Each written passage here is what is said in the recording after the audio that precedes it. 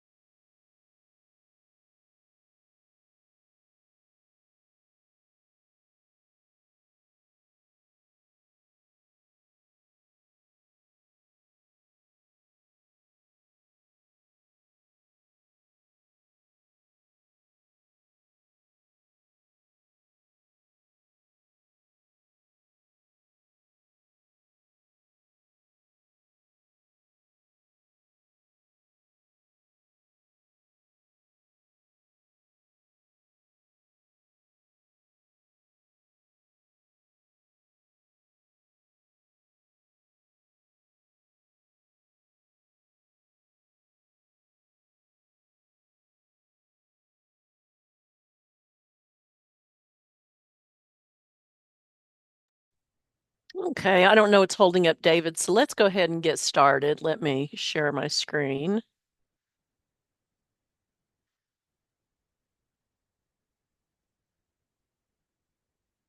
We're going to start off. I'm going to talk to you a little bit about our evaluation of the innovation project.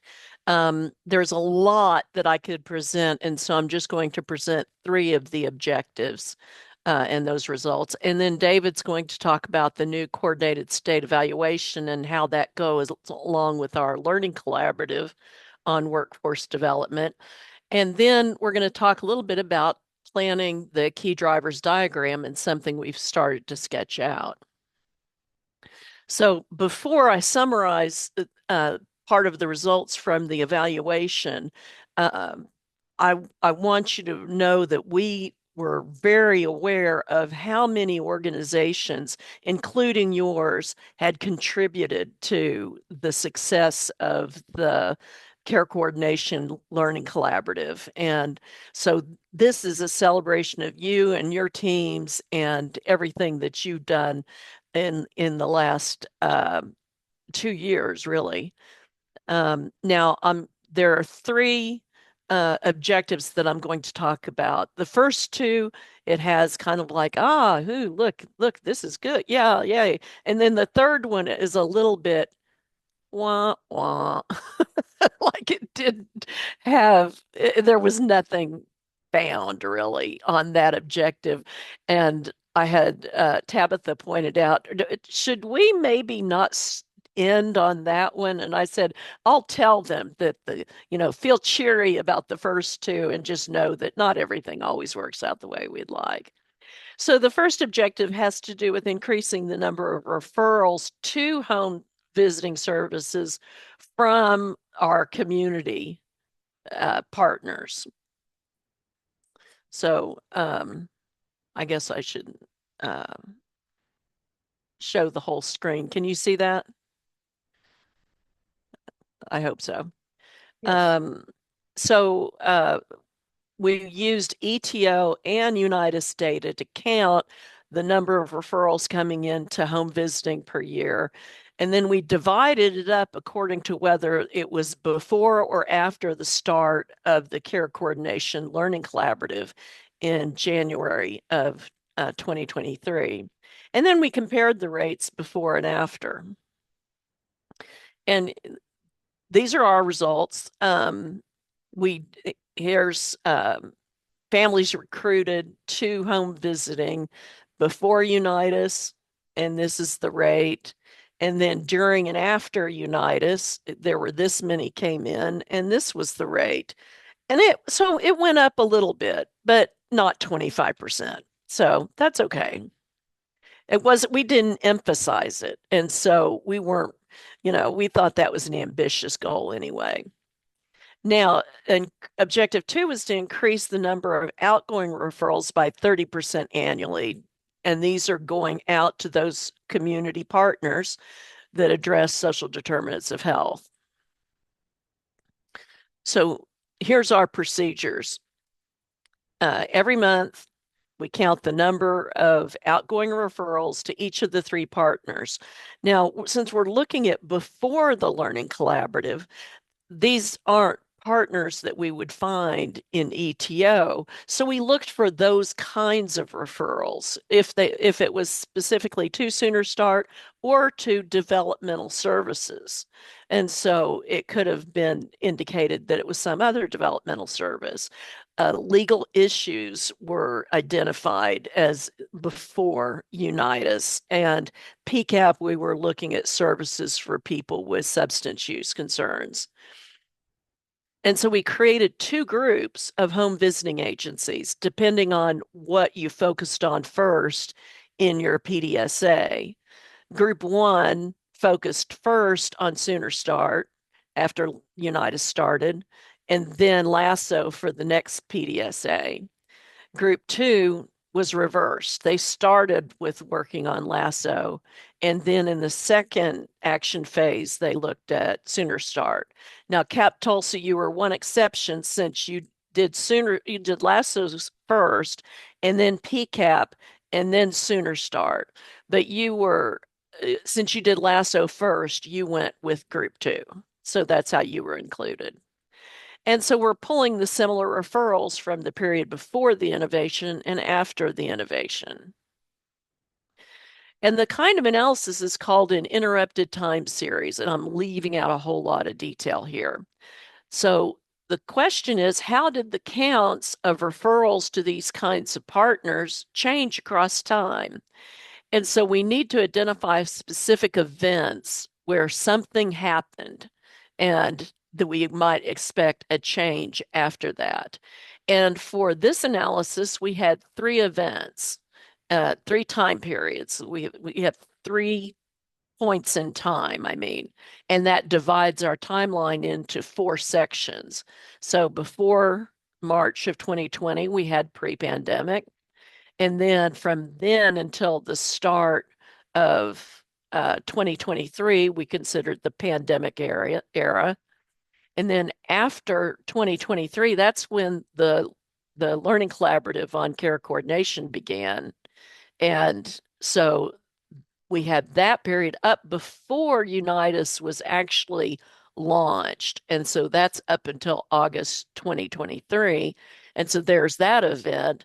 And then there's the period when Unitas was active.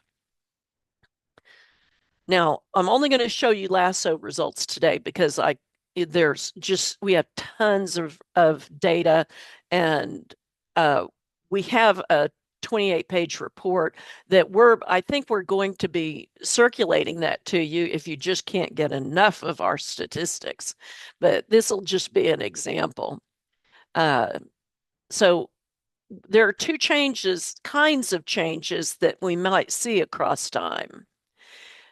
We might see more referrals in one time period compared to another. So it's jumping up. Uh, that's a level shift. Now, if there was a decline, that would be a level shift down. So the rate might be going along like this, and then the pandemic hits and it drops and it continues like that. So I don't know if you could see me with my hands, but that's what I'm talking about. The other kind of change is that the referrals in one time period might be happening at a different rate than an earlier time period. So we have a certain growth perhaps in the number of referrals, as I'm showing with on if on my little box of showing myself. And then we hit some time point, and maybe that's when there's an increase in the rate that they're coming in. So that would be a slope change. So here's one, we're going to look at these different time periods first. This is the whole number of months. We're looking at 120 months, and these are legal type referrals. And you see here's what is going on with the trend, and then COVID hits. And you see this dashed purple line. That's what would happen if the trend had continued that we were seeing before COVID. But you see a level shift, it drops down here, and there are fewer, which is kind of to be expected. And then we see some jumps and changes here, but that was the focus on this part of the analysis was what happened with COVID. And then we have another event. This is the same graph, but we're looking at the event of the learning session or the learning session of early 2023. And this is specifically the data indicated that something started to change around March of 2023. But that's when our learning collaborative on care coordination was getting started. And you see if the pre learning session trend had continued, you'd have this purple dashed line. But you see, we've got jumping around here. There was a big spike right after our learning session. And so just getting out the word, this is before Unitas was going on, just getting out the word about what we were going to be doing led to a spike. And then we go to the launch of Unitas in August of 2023. And you see that that's this time period. And you see an increase right here, but then it's kind of a trend downward. So but what we see is the Unitas effectively contributed to increasing the number of outgoing referrals to these kinds of referral partners, specifically here as Lasso. And we did exceed our benchmark of a 30% increase for Lasso and Sooner Start type of referrals. We didn't see that with PCAP because we just had so few referrals to PCAP. So that's all the good news, rah, rah, don't let this get you down that this objective 3 isn't going to find anything. That's okay. There's more good stuff to show, but we'll have to do that after we after in another meeting because I don't want to take the whole meeting throwing statistics and stuff at you. So now we're tracking the outcomes of all referrals to these partners and looking at whether the family was contacted by the referred agency, assessed by the agency, whether they were determined eligible for services, and whether they received services. Some indication that they used the referral. And So before the Learning Collaborative and before Unitas, we had to rely on ETO, and not always these use of the referrals gets documented.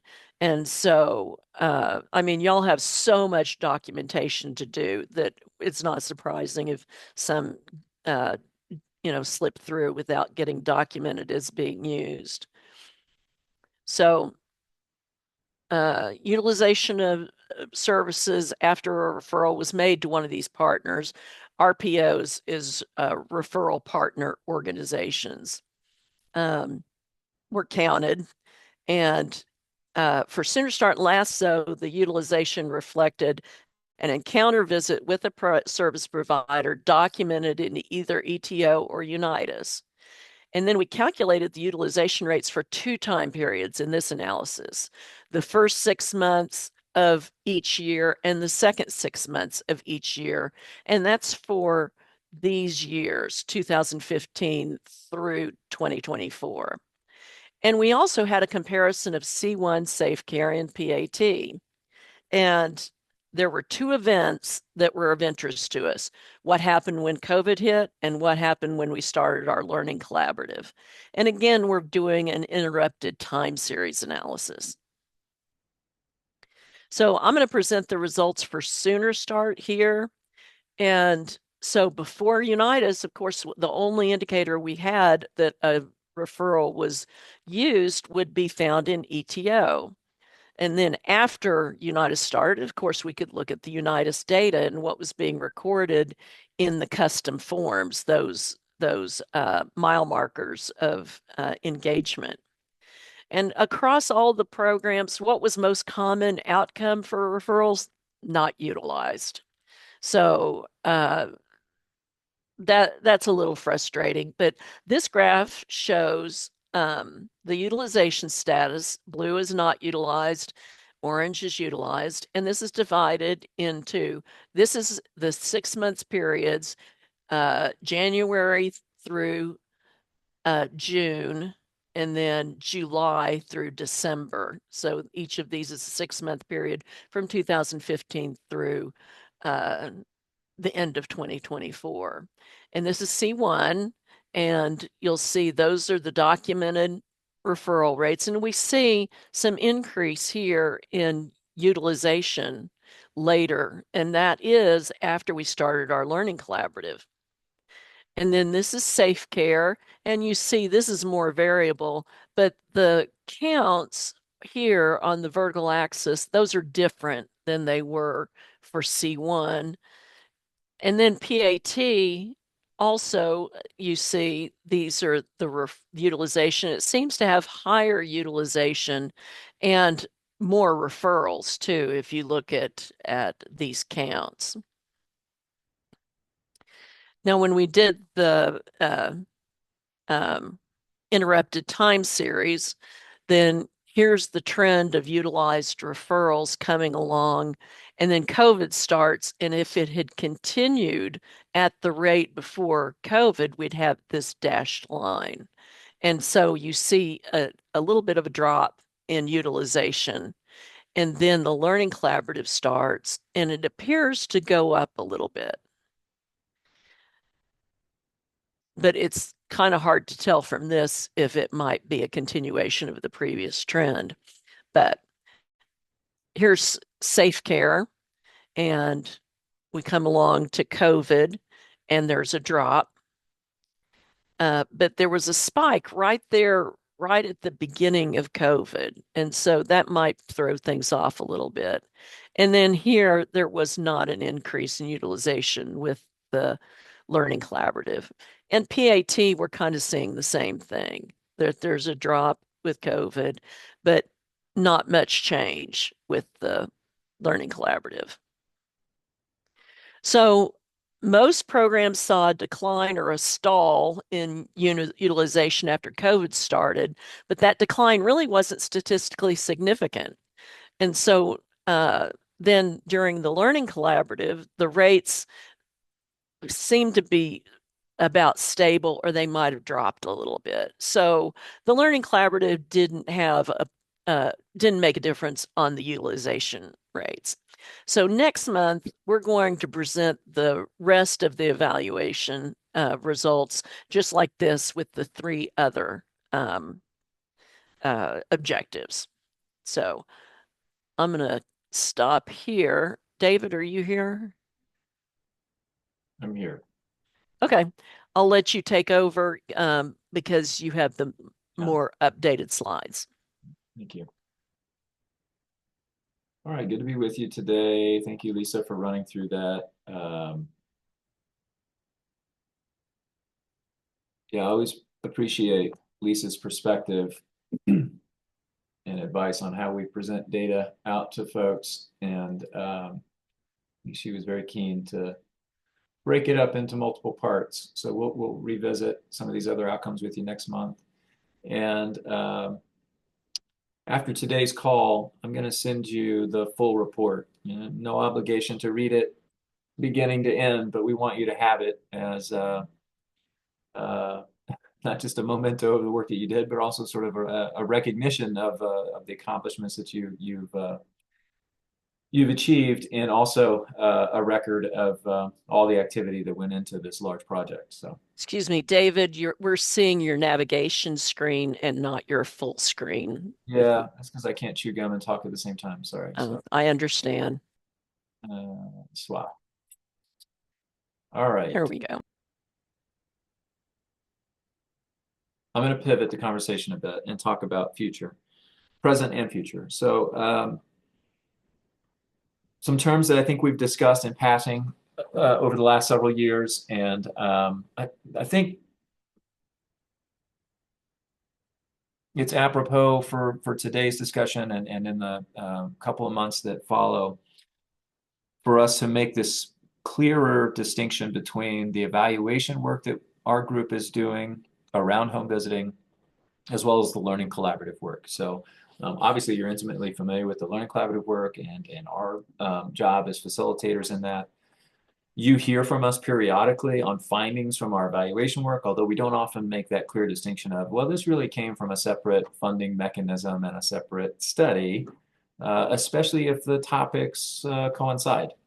Um, I'll elaborate on this in just a moment, but we've, for several years now, and I'd say 6 or 7, intentionally designed a lot of our evaluation work to complement what you're doing in your learning collaborative.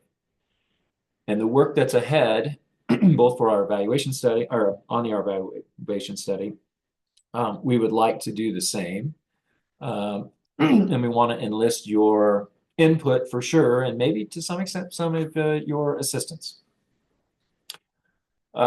Terminology-wise, coordinated state evaluation. This is a term that HRSA came up with. HRSA is the main funding body for the maternal infant early childhood home visiting that also sponsors the Learning Collaborative.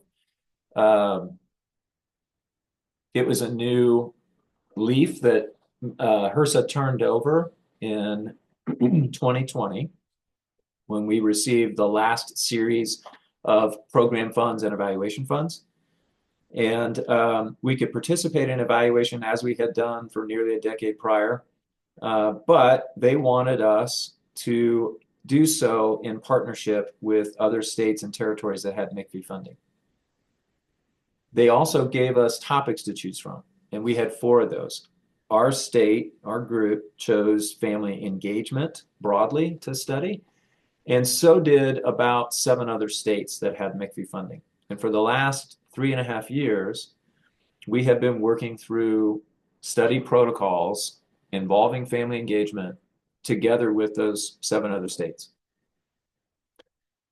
Last May, we put in an application to not only get extended MCV program funds, which yay, we received, but also to continue our work with a coordinated state evaluation. This time around, we opted for a different topic, and the topic was workforce development. So again, we did it intentionally, hoping that the evaluation work that we're doing for the next several years complements what you're about to engage in for the Learning Collaborative. Yeah, I'd show you the 3 topics we could have selected. For what it's worth, we're not abandoning family engagement. We will continue to work on that here, our team at OU for sure. We've got one more year left of the existing, what they call cohort one now, CSE funding to wrap up our study protocols. There are multiple studies. And then after that, we'll certainly be engaged with family engagement research through other funding mechanisms. But workforce development is clearly going to be a central focus for us. It's a new topic for us, and one of the reasons why we could certainly use your input and your assistance. All right, this is overkill, but if you're interested, so cohort one timeline, this is that project that began, as I said, the application went in, I guess it went in 2021, I misspoke. And for 3.5 years now, and through the end of September, we'll be working on our family engagement cohort one activities. We're transitioning now to cohort two. It will be a series of program grants, just like the previous series. This year's grant was already awarded. There'll be an application for FY25 and an application for FY26 to continue the program work and also the coordinated state evaluation. I was going to highlight that we've got these new due dates as part of cohort two, one of which is we're staring down now, and that's the May 28th deadline to have our first version of our research protocol submitted to HRSA for review. In that evaluation plan, they have stipulated that among all other states who have also chosen to work on workforce development, we have to have at least 2 research questions shared in common. And then a little bit of a side note, we won't go into it today, but perhaps at a future monthly call, we're also required to at least use 1 common measurement instrument. We have been meeting monthly with our compatriots who are going down the CSE route on workforce development to come to an agreement on research questions and on measures. Today, I want to focus on research questions and get your input. More overkill, sorry. Here's what the evaluation teams from all of these various states have come up with to date, including our group. You just see some of the headings here of topics we would like to study and build research questions around. So for instance, opportunities for home visitors to be involved in decision-making activities. There's some thought that that could benefit overall provider well-being, support a more warm, friendly, productive work environment. So New Jersey in particular is proposed some research questions under that topic. Other states are interested in state-level support initiatives and how that benefits agencies and program staff in particular. A consistent theme you'll see throughout here is, in terms of the outcome, is how we can improve provider well-being. But I do want to say from the outset, we're not limited to that. And there are other aspects of workforce development that we will be measuring and pursuing and writing questions about. It may not be one that we share with other states, but it is definitely a topic that we're going to be invested in. Okay, here comes the audience participation portion of today's presentation, today's session. Oops, I'm ahead. Back out. Lisa, how do we want to distribute? I'll stop sharing the REDCap survey link. I can drop it in the chat. Okay, let's do that. And while you do, I'm going to preface what they're about to see. We would like you to rank order when this is in here. I'll put it up on the screen so we can all. No, we're not rank ordering. They choose their 3 favorites. Choosing 3 favorites. Okay, good. This is my screen, but I invite you to click the link and view it on your own as well.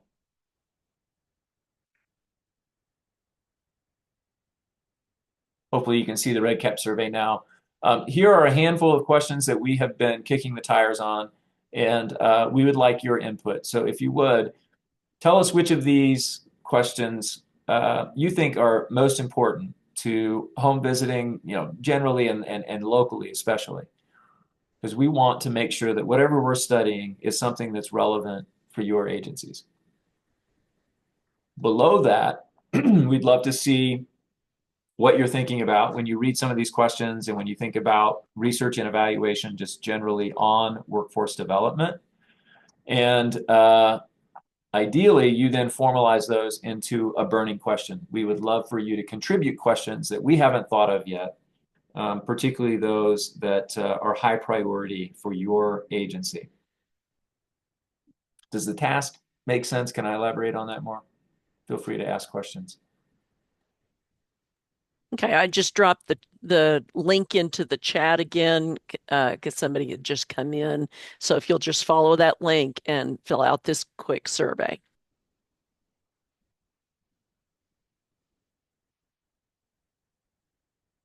It's probably self-explanatory, but to choose these, you just click them, the little plus sign.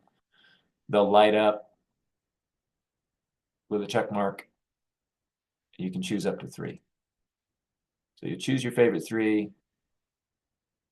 Tell us what comes to mind when you think of workforce development, and then a burning question or 2 if you want. Feel free to use the space, maximize the space there, of questions you think you'd like to know the answer to, you'd love for us to be working on.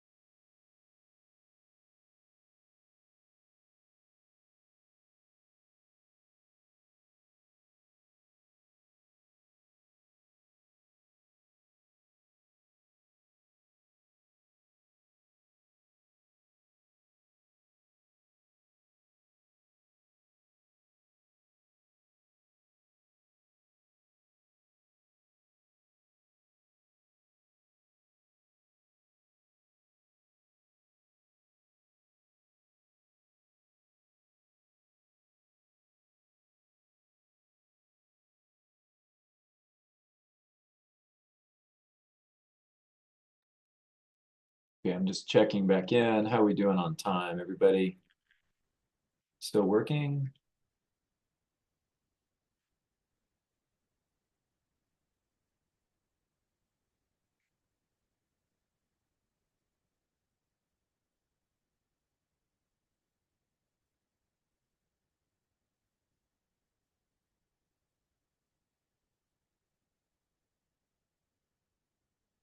Is my microphone working? Can you hear me? Okay, I got a head nod. Thanks, Andrew. Yeah, we can hear you. Yeah. Uh, I'm watching the numbers come in. I'm not looking at your responses. We got 12, so I think we're getting pretty close to the number of people who are eligible to respond. So I think we could move on with your presentation. Okay, I don't mean to rush you. I'm going to just move on to the next topic, which is a continuation of this topic. So we want to hear more from you. I'd love to have an open discussion. To kickstart that, um, I'm learning a new skill here. Maybe. I'm sharing my screen now, right? Yes. All right. There it is. So our trusty colleague and tech-savvy colleague, Tabitha Fleming, Dr. Fleming, turned us on to Slido. We would love to hear a one-word expression of some of the topics that capture the theme of the questions that you put on your RedCap form. And we're going to test this out. So see if we can get some on-the-fly feedback. David, do you want to expand it to some of the conversations that we've been having in the rounding calls and uh, those topics? It can be, yeah, any topic you think in within workforce development that is high priority. This is sort of what we're hoping to gather right now, and then So if you'll use your phone and read that QR code, you'll go to a website and type in the word, and this is going to start to populate a word cloud.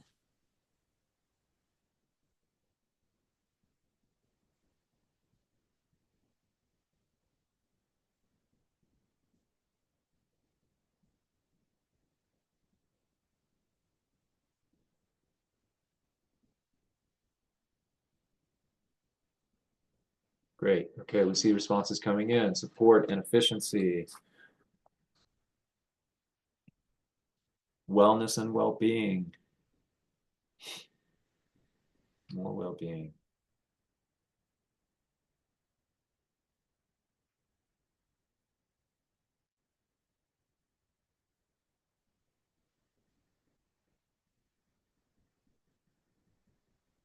And you can see that wellness and well-being show up as separate words, that it doesn't have the capability to interpret the meaning and combine those. So that's showing um, how important well-being is in your responses. Yeah, thank you for your input here, and we're glad to hear it. It seems like as a coordinated state evaluation collective group, we're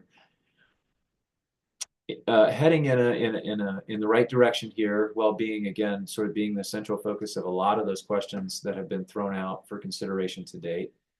I'm curious to hear from you on some of these other topics that are in the word cloud. So efficiency, what types of issues are you thinking of when you typed in efficiency?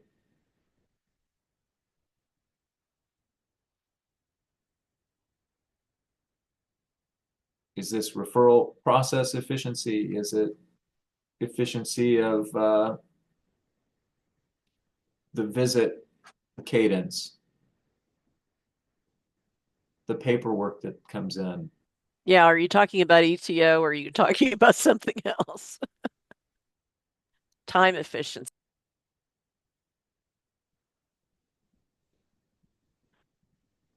All right, we're getting in the chat. Time efficiency and paperwork so far. I'm not seeing the chat. Okay, I should pull that up. Resource linkage, paperwork. Okay, good. How about balance? What are we thinking of when we talk or put balance in here? And even if that wasn't your word, but that resonates for you. And you can come off mic too and say, you don't have to put it in the chat.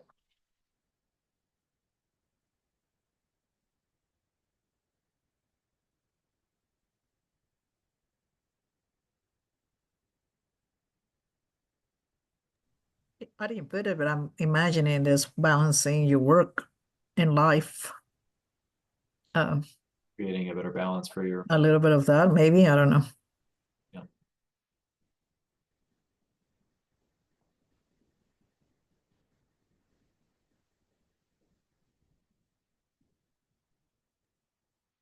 There's also in the chat home visitor support, meaning improved services provided to families. And I think that's a really important topic that's ultimately what we're trying to do is provide good service to those families and get them services that they need. And home visitors need to be supported in many ways to be able to accomplish that goal. Well, this is great. We appreciate your input on this. I don't think I've said this yet directly, but next week we have to turn in our favorites, our favorite questions and favorite topics for this these common areas of focus. Um, and I didn't explain this fully either, that regardless of the common questions that we have to work on, we are allowed to focus on unique topics too. So we'll be attempting as best we can to try to cover the whole gamut here of things that are interesting to you in one way or the other. And we have essentially 3.5 years to work on that project. As I said before, we would love for it to complement the Learning Collaborative work that will be done, at least at the over the first 18 months to 2 years. And we do need to respond to that Padlet email because the meeting is noonish on Tuesday after our 3-day weekend. Yeah, thank you for that, Lisa. Okay, we'll send that off today. Okay, this is a first attempt at a diagram to try to explain what we've been up to with our Learning Collaborative and evaluation work over the last several years. As I mentioned, we've tried to have these two complement one another as often as possible. A great example was the work you did around care coordination, where we had the Learning Collaborative focused on the Unitas getting embedded and reforming some referral processes there for efficiency. All the while, we were collecting some external data, particularly through qualitative interviews, to complement what you were pulling together through your PDSAs. Another good example was the work we did on developmental monitoring and promotion, where you were all coming up with innovative ways of enhancing those conversations with your families and particularly trying to get parents to be more focused on developmental monitoring. We were doing some studies and data collection externally and on the periphery so that we could hear from the clients what they were hearing in their sessions and how they were implementing that in their daily lives. We did the same thing with father engagement. So we'd like to keep this model intact, at least initially. And the Learning Collaborative focus obviously will be on workforce development. You've been providing us some great ideas in the monthly calls and certainly in the rounding calls with Lisa. So we are building simultaneously this research protocol and also the materials needed to kickstart our Learning Collaborative on workforce development. We really think of the Quality Improvement Collaborative as being the central focus of this partnership.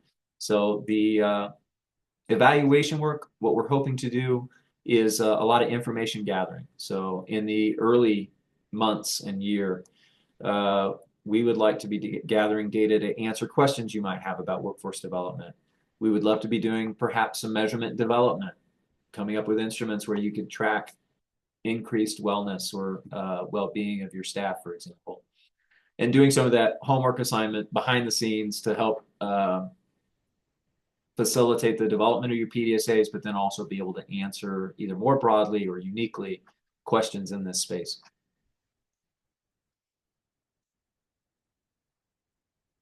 Okay, so transitioning to the Learning Collaborative, just for a minute, giving some feedback here, and Lisa's going to chime in and help me with this because a lot of it you contributed to through the rounding calls the last several months.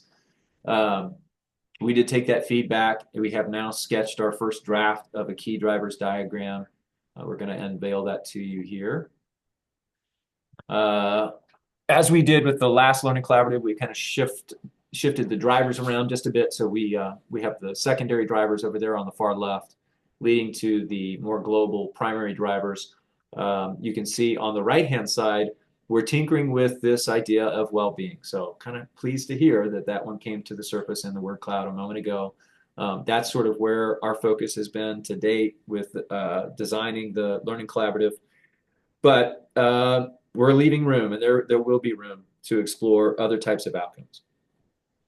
So Lisa, I'm going to turn it over to you. Want to highlight some of the drivers that are on here, or maybe elaborate on how the diagram, the sort of selective choices that were made to narrow in on this version? Sure, sure. I've had all but one of my rounding calls this month when, as you'll recall, I came in and I said, "You remember our conversations in November?" And asked you, what seemed most interesting, most relevant, uh, the ideas that you think could really help with workforce development. And I took a bunch of notes from you.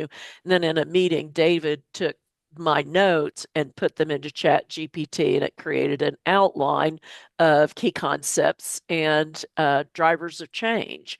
And then now in this month's calls, I've been going over that with you and taking notes on getting more feedback. What do you think of these categories, and what do you think of these ideas, and is there anything missing or being left out? And then I've taken those notes, and mainly I've got some notes from some outside material that I've been reading and the Chat GPT outline. And I literally, I am a quantitative analyst. I I'm a statistician. Give me numbers, give me formulas, give me programs to write. Now I'm in my element. You give me a bunch of concepts and I am out of my lane. And so what I did was I took all these notes and I cut them up into little pieces. And I went over to the table and I started sorting them into categories. And I thought, and then I was looking at, okay, uh, the what seemed to be primary drivers, what seemed to be supporting the secondary drivers that support or feed into those primary drivers. And so that's how I came up with a draft of these items, plus a bunch of change ideas. And I turned it over to David and Tabitha, and they worked on it and organized. And so this is how we came up with this is all based on what you've been telling us and what we're reading in the outside literature. So reducing burnout, you can see how that connects to home visitor professional well-being.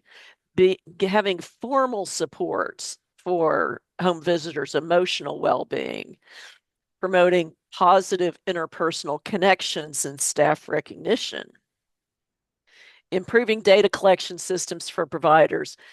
ETO, nobody's favorite system. Uh, Improve communication with key service partners and improve homes visitors' sense of control in policy and procedures. So I think you can see how all of these are related to home visitor professional well-being. And then the secondary drivers are, I'm not going to read through all of them, but you can see they have the same color. And these might be, you might think some of these would point to different colors of primary drivers. And so I just did those colors for the ones that I saw as connected. What do y'all think when you read over these?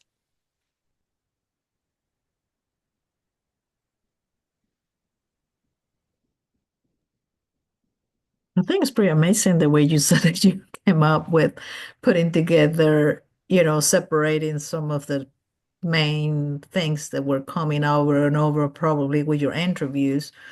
So it makes a lot of sense. My question is kind of like, is each agency going to select them from here, like the primary driver, and go from there? Well, what we're you it sort of. We also have all the change ideas. So if you go to the next slide, David, it's just a slew of change ideas possible. So you might choose one or more of these, And for the seeing some most part, feedback. yeah, and for the most part, these are hierarchically structured. We don't have it diagrammed that way yet, but yeah, but, similar to as we've done before, and we're open to feedback on how we adapt the system. But we'll design PDSAs in three separate phases, and we'd like you to, for each one of those, to sort of choose a primary driver you want to focus on and a change idea that goes with it. I think some of these change ideas are likely to have an impact on multiple drivers. Yeah, it became a little overwhelming for me. when I was trying to diagram this yesterday. And I just thought, I'm just going to throw all the change ideas onto one slide, not try to map them into each other. Um, so I'm glad to see your feedback that you think it's thorough and relevant and important. I take that as a big compliment for our work.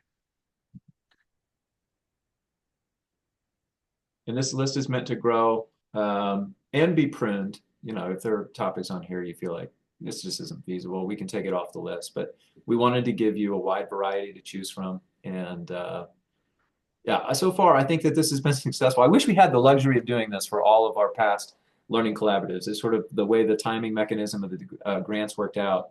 We have this nice natural spacing between when the next CSE kicks off, and we'd like for the Learning Collaborative to coincide with that, to be very thoughtful and planning and get broad input here on the key drivers diagram. If you could go back to the previous slide, people may not have had a chance to read all of those. Thank you, Laura Ham, for your feedback. I do think I was telling somebody in C1 during a rounding call this week that I was at a hospital this week with my 92-year-old mother, 93 next month, and she really shouldn't have been sent to the ER anyway.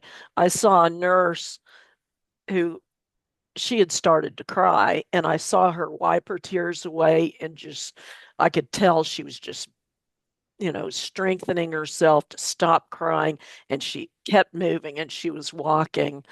And I thought, that's what home visitors do too, that they see so much that they carry that it can affect them emotionally. And that I do think that this is a really important topic for us to be tackling. And so we'll work more on this diagram. Oh, thank you, Susan. And Carolyn, I appreciate that. Yeah, my mom is fine. She just has dementia, and um, uh, that's just the way it is. Um, but yeah, we've got a lot of work, I think, left to do on this. But thanks to you and all of your ideas, we've got a really good foundation for our key drivers diagram. Yes, tremendous thanks to all of you for your input. We could not have put this together. There's no way on our own. You understand the workforce issues intimately. We just sort of see it at the surface level. So we're going to keep leaning on you and inch our way towards the kickoff for the Learning Collaborative and the development of these initial PDSAs. So it's an evolving process. If you see something today you'd like tweaked or something you'd like added or pruned, please let us know. And you don't need to wait for your rounding call. You have our email addresses. You know where we live. So let us know. That's what we're here for. We want to. Yeah, and we'll be sending out these slides. Lisa will be sending them out so you can spend a little time looking at these and thinking about how all these things connect and what you're gravitating toward, because I know when I'm presented with options like this, oftentimes there's one or two that I think that's really what interests me. And it may be something that really your staff would like to see too. So, oh, thank you, Susan. That's a very kind comment, and uh, I would agree that we're trying to find out what the needs are. I was thinking that, I'm seeing right now a lot of my workers, and I guess it really goes to between reduce burnout and providing that support for staff and in a way improving communication with the service partners.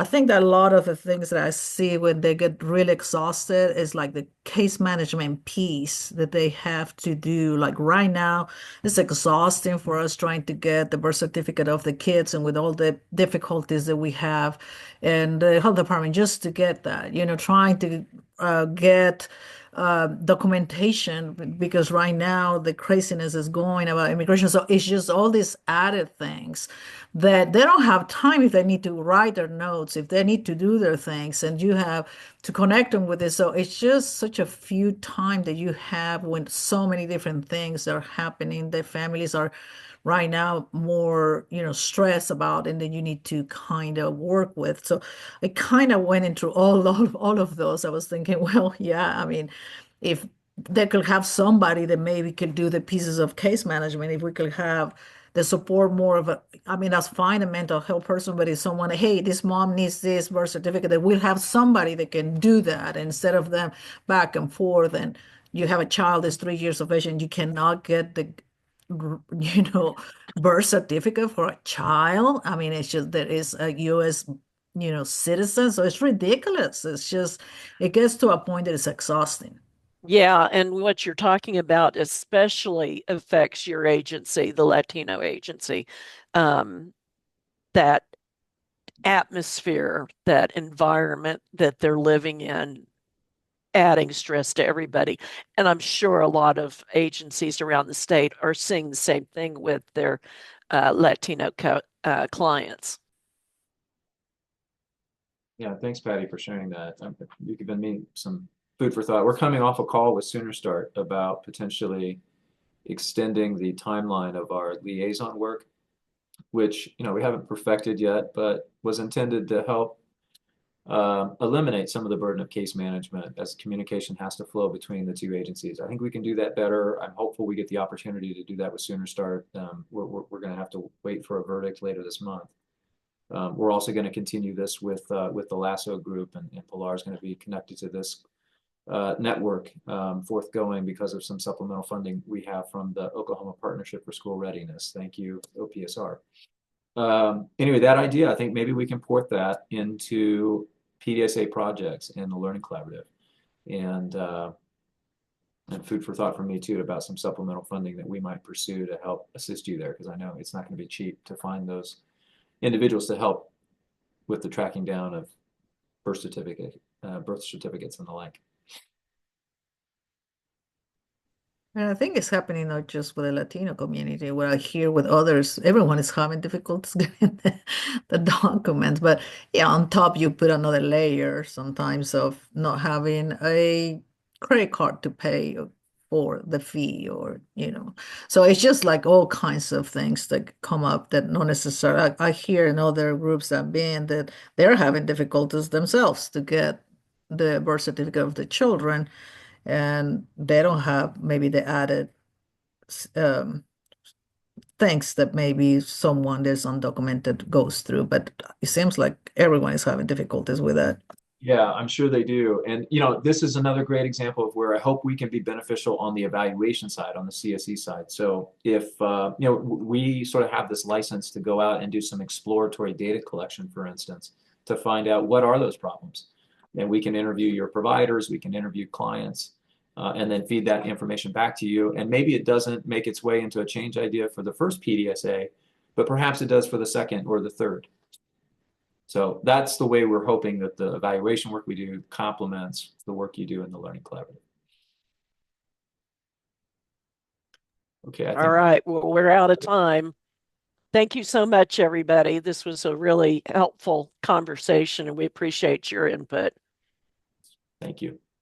Have a good 3-day weekend. You too.